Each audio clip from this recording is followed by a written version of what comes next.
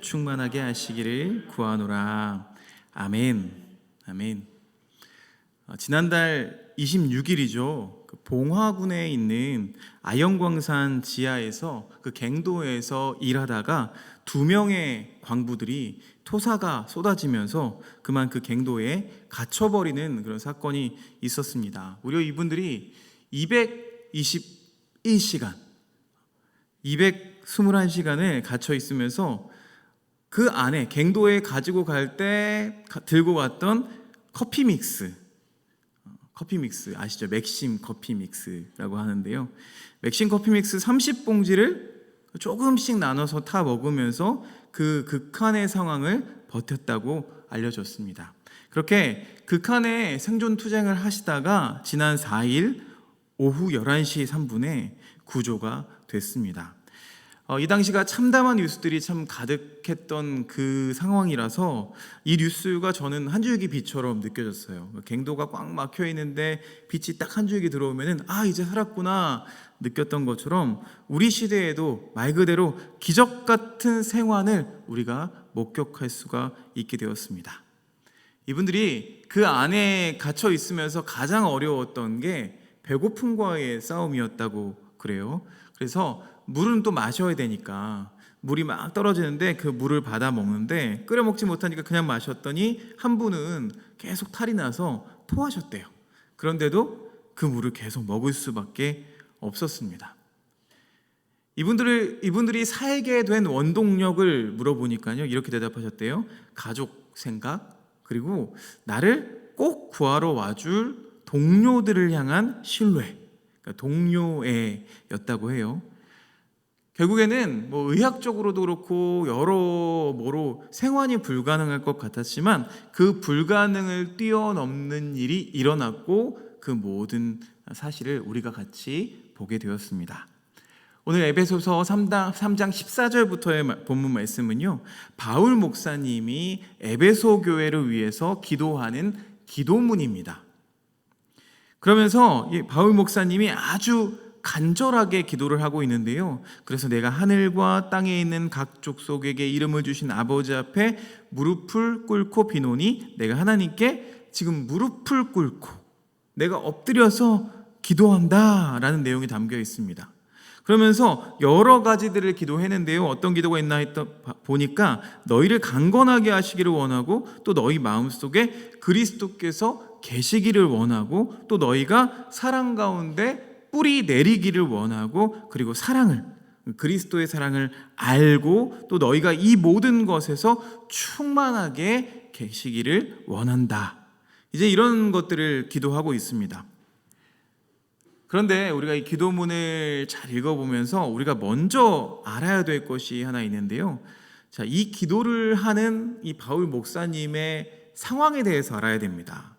우리가 성경 말씀을 볼 때요, 텍스트, 그러니까 글자로만 봐서는 안 되고요, 컨텍스트, 그러니까 이 상황, 지금 이 이야기가 어떤 상황 속에서 이루어지는지를 우리가 배우면 조금 더 현장감 있게 깊이 있게 말씀을 만날 수가 있습니다.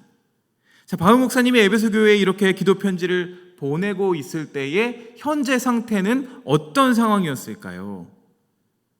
휴양지에 가 있었을까요? 아니면 기도원에 들어가서 기도하시면서 썼을까요?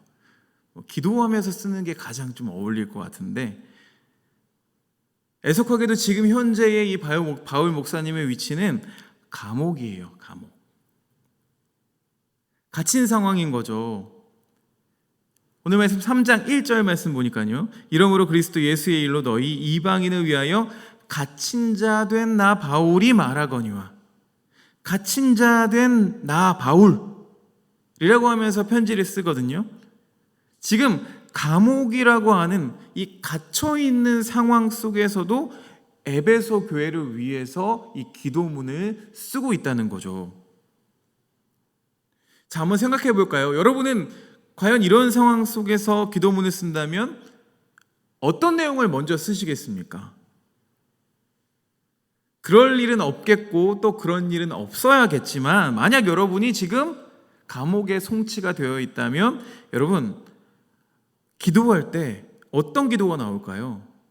주님, 나에게 자유를 주십시오. 또는 이 에베소 교인들한테 부탁하겠죠. 중보를 부탁하겠죠. 내가 참 억울합니다. 나의 자유를 위해서 기도해 주십시오. 이게 먼저 나와야 될 것 같은데요. 그런데 오늘 기도문을 잘 읽어보면 단 하나도 자신을 위한 기도가 없습니다. 자유를 구하고 갈망하는 그런 내용이 전혀 없어요. 그럼 어떤 기도예요? 오히려 교회를 향한 기도. 너희 에베소 교회가 강건하고 사랑 가운데 있기를 원한다라고 하는 이 교회를 향한, 멀리서도 교회를 향한 그 간절함, 성도들을 향한 그 간절함이 나타나고 있는 게 오늘 말씀이에요. 티모시 켈러 목사님의 고통에 답하다라는 책에는요, 이런 글귀가 있습니다. 한번 띄워주시겠어요? 근심의 부재가 아니라 하나님의 임재를 구하는 것이 기도이다. 아멘이십니까? 기도를 통해서 문제가 사라지길 바라고 기도하는 게 아니라는 거죠. 기도를 통해서 내 문제 가운데 하나님이 계시다는 것, 하나님이 임재하신다는 것을 경험하는 것이 기도라는 것입니다. 조지 맥도날드 목사님은 인간의 고난을 면해주기 위해서가 아니라 그들의 고난이 주님의 고난 같은 것이 되게 하려고 하나님의 아들은 죽기까지 고난을 받으셨다라고 했습니다. 그러니까 물론 나의 문제가 있죠. 나에게 어려움도 있습니다. 무엇보다도 더 절실한, 더 다급한 나의 문제가 있지만 그럼에도 불구하고 바울 목사님은 나를 위한 기도보다는 뭐예요? 교회를 위한 기도를 먼저 하고 있는 것을 우리가 보게 됩니다. 자, 이 모습이 어떤 모습과 닮아 있나요? 예수님의 모습과 닮아 있습니다. 예수님은요, 십자가에 매달리셔서 자신의 고통과 안위를 위해서 기도하지 않으셨습니다. 아버지 하나님, 나 조금만 덜 아프게 해주세요. 이렇게 기도하지 않으셨어요. 오히려 자신을 나무에 매단 그들을 위해서 기도하죠. 자신을 배반한 제자를 위해서 기도하죠. 여러분, 바로 이 부분이 포인트입니다. 우리가 기도를 할 때 꼭 빼놓지 말아야 되는 것이 무엇입니까? 바로 교회, 또 우리 공동체를 위한 기도라는 것입니다. 우리 공동체를 위해서 주일날도 제가 말씀을 나눴던 것처럼 느헤미야처럼 우리 교회를 기억하사 복을 주옵소서, 복을 주옵소서. 이 기도가 얼마나 간절합니까? 특별히 우리가 이런 감옥이든 아니면 질병 속에 있든 어려움 속에 있든지 이런 상황 속에서조차도 이렇게 우리 공동체를 위해서 기도할 수 있는 우리가 되었으면 좋겠습니다.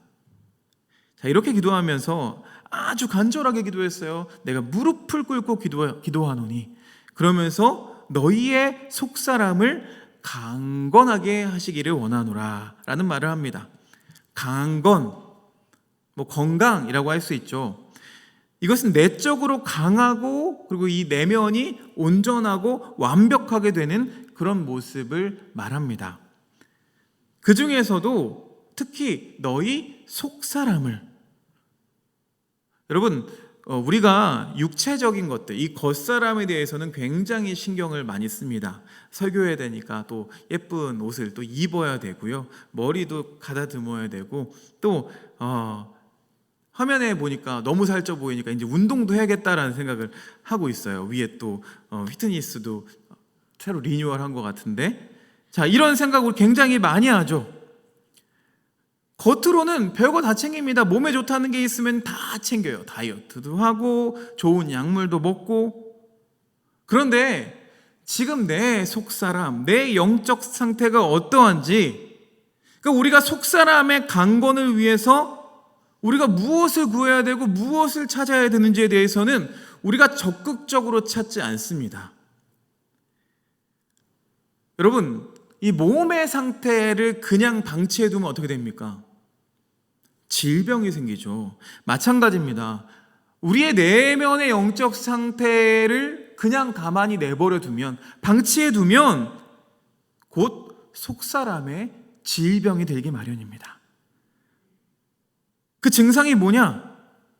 속사람이 질병이 되면요, 쉽게 낙심하고 낙담하고 의심하고 그리고 불신하고, 그러다 못해 다른 사람에게 대해서는 공격하는 이런 마음들이, 이런 질병들이 우리 마음속에 생겨나게 됩니다. 왜요? 속사람이 병들었기 때문에 그래요.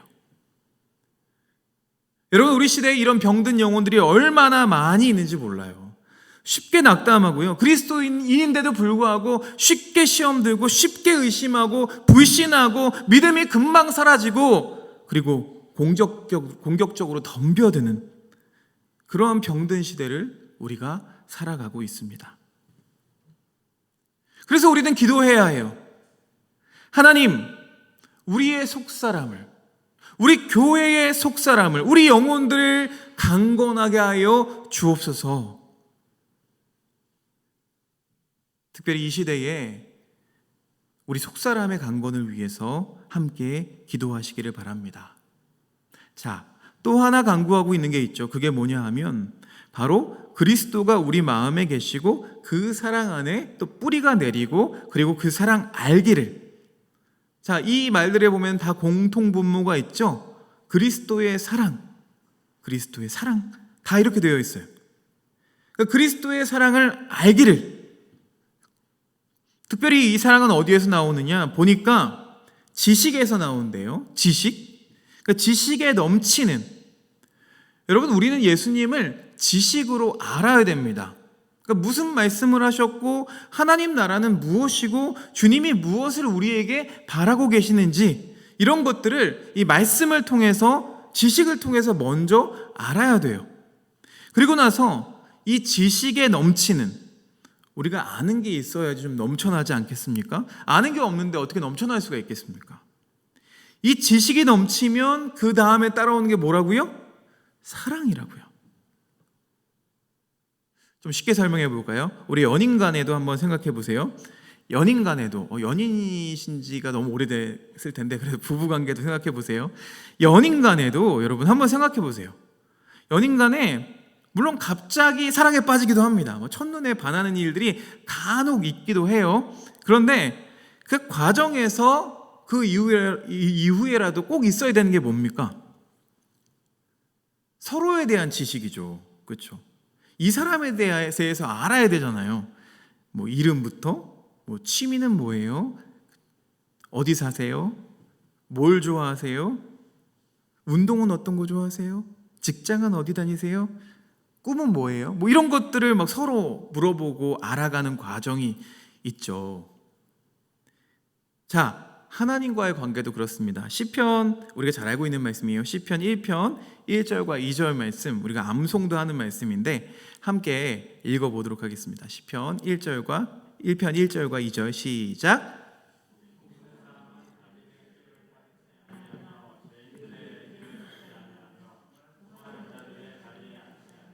오직 여호와의 율법을 즐거워하여 그의 율법을 주야로 묵상하는도다 라고 했습니다.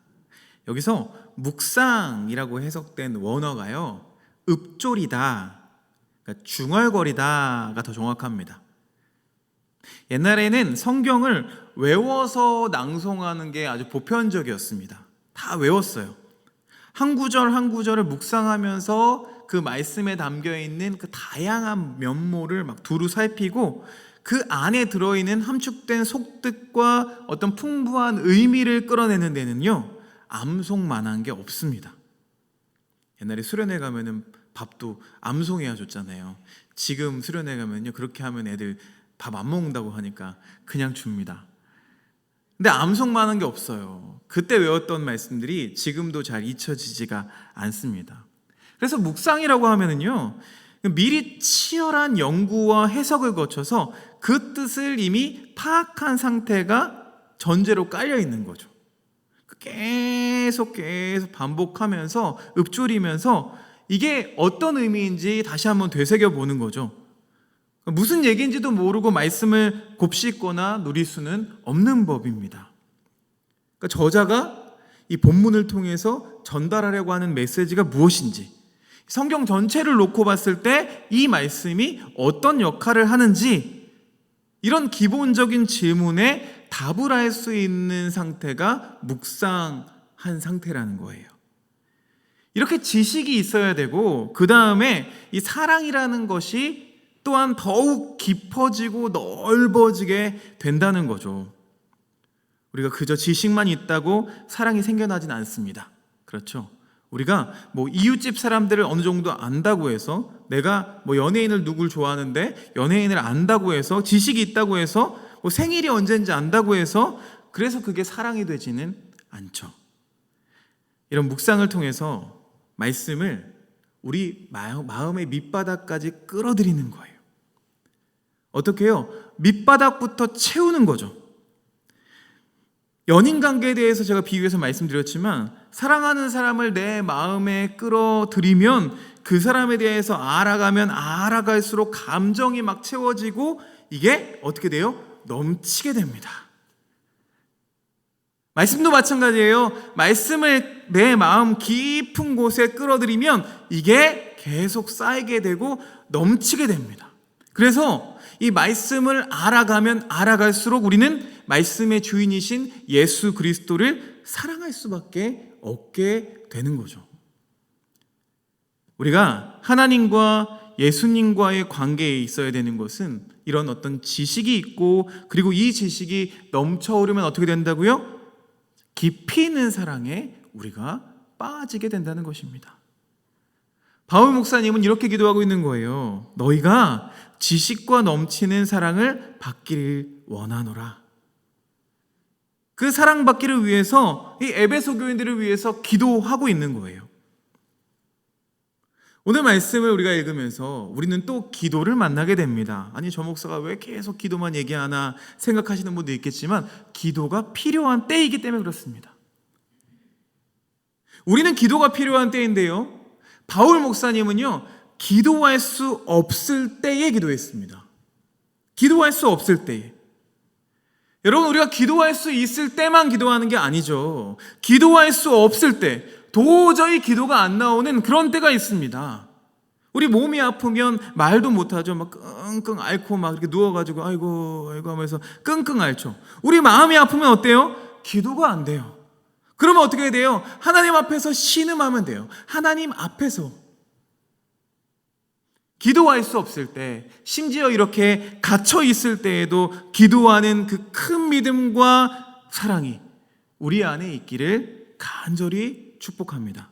뿐만 아니라 나의 기도를 넘어 이 공동체를 위한 기도가 터져 나오기를 소망합니다. 우리에게 허락하신 많은 것들이 있지만, 우리에게 허락하신 우리의 교회, 또 우리의 가정, 우리의 직장, 우리의 자녀들, 그 영혼들을 위한 적절한 기도, 내가 사랑하는 사람들을 생각하면서 그들에게 필요한 기도가 무엇이고 하나님이 어떻게 응답해 주실지를 우리가 바라보면서 우리가 함께 기도하기를 소망합니다. 그런 지혜로움이 있기를, 그런 능력이 우리 가운데 있기를 간절히 소망합니다. 기도하겠습니다. 하나님, 바울 사도가 갇힌 상황 속에서도 에베소 교회를 위해서 기도합니다.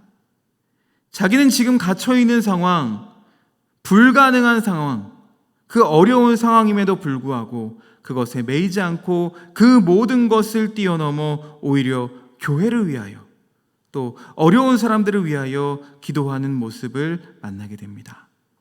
하나님, 우리의 영성이, 우리의 신앙생활이 우리의 환경과 조건을 뛰어넘어서 기도할 수 없을 때에도, 어려운 상황 가운데도 기도하는 하나님, 그 큰 믿음이 우리 속에서 자라나게 하옵소서. 예수님의 이름으로 기도드립니다. 아멘.